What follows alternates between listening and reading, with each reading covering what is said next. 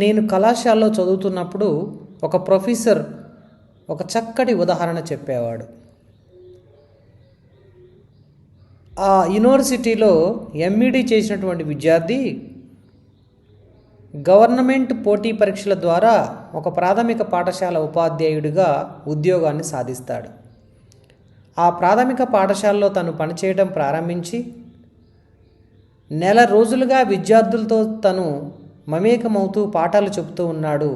కానీ ఆ యొక్క పిల్లల్లో ఆశించినటువంటి డిసిప్లిన్ని తీసుకొని రాలేకపోతున్నాడు.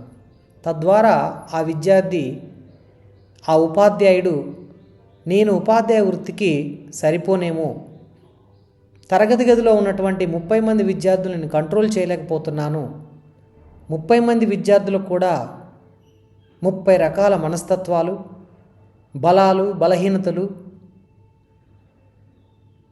అభిరుచులు, అలవాట్లు, ఇంత వైవిధ్యభరితమైనటువంటి తరగతి గదిని నేను సరిగా నిర్వహించలేకపోతున్నాను, తరగతి గది విద్యార్థుల్లో ఆశించిన ప్రవర్తన మార్పును తీసుకొని రాలేకపోతున్నాను అనే ఉద్దేశంతో ఆ ప్రభుత్వ ఉపాధ్యాయ వృత్తికి రాజీనామా చేసి తిరిగి తను మరొక వృత్తిలోకి వెళ్ళడానికి పోటీ పరీక్షలకు సిద్ధమై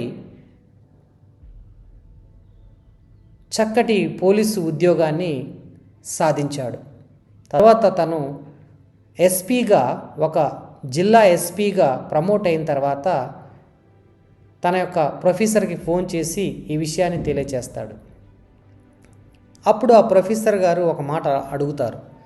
30 మందిని తరగతి గదిలో కంట్రోల్ చేయలేనటువంటి నీవు ఏ విధంగా ఒక జిల్లాలోని ప్రజలందరి మధ్య లా అండ్ ఆర్డర్ని తీసుకొని రాగలవు అనేటువంటి ఒక ప్రశ్న సంధిస్తాడు.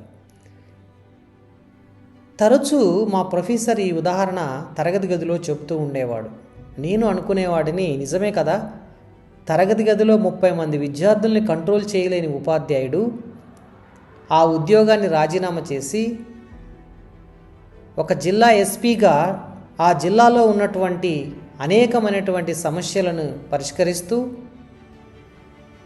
ఏ విధంగా లా అండ్ ఆర్డర్ని చక్కబెట్టగలడు అనే కోణంలో మనం ఆలోచన చేస్తే నిజమే, పోలీస్ ఆఫీసర్స్ లా అండ్ ఆర్డర్ని కంట్రోల్ చేయగలరు.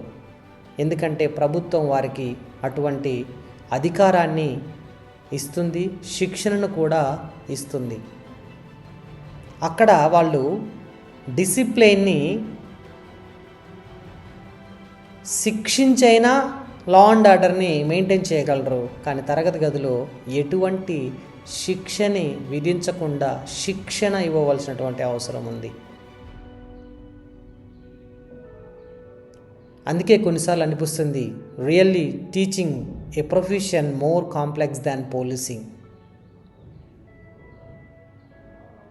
మరలా అనిపిస్తుంది, is teaching A profession more complex than policing. ఉపాధ్యాయ వృత్తిలో ఉన్నటువంటి వారు ప్రస్తుత విద్యా విధానంలో వాళ్ళు అనుభవిస్తున్నటువంటి మానసిక సంఘర్షణ చూసినట్లయితే నిజమేనేమో అనిపిస్తుంది. ఒక ప్రధాన ఉపాధ్యాయుడు విద్యార్థుల ముందు క్షమాపణ కోరుతూ మరొక ఉపాధ్యాయుడు విద్యార్థుల ముందు కర్ర తీసుకొని తనను తాను శిక్షించుకుంటూ ఉన్నాడు.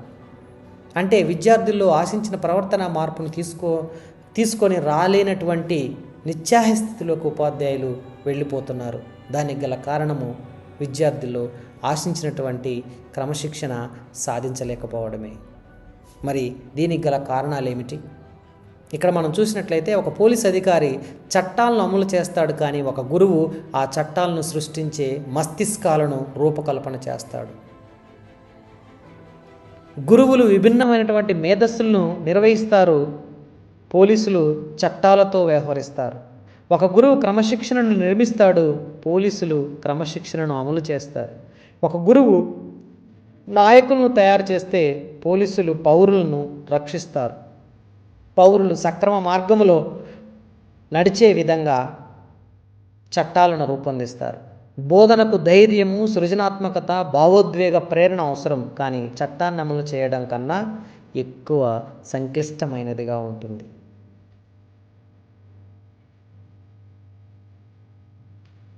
గురుతర బాధ్యత కేవలం ఒక వృత్తిని మాత్రమే కాదు, అది అన్ని వృత్తులకు పునాదిగా ఉంటుంది. కాబట్టి ఇది నిజమేనేమో, దీని మీద అనేక పరిశోధనలు జరగవలసిన అవసరం ఉంది. టీచింగ్ ప్రొఫెషన్ అనేది నిజంగా ఏ ప్రొఫెషన్ మోర్ కాంప్లెక్స్ దాన్ పోలీసింగ్. దీనిపై సమాజము ఆలోచించాలి. ఎందుకు ప్రస్తుత ఉపాధ్యాయులు తరగతి గది విద్యార్థుల ముందు తమను తాము తమ హోదాని తక్కువ చేసుకొని ప్రవర్తిస్తున్నారు? దీనికి గల కారణాలు ఏంటి, సమాజంలో వచ్చినటువంటి మార్పులు ఏమిటి అనే కోణంలో మేధావులు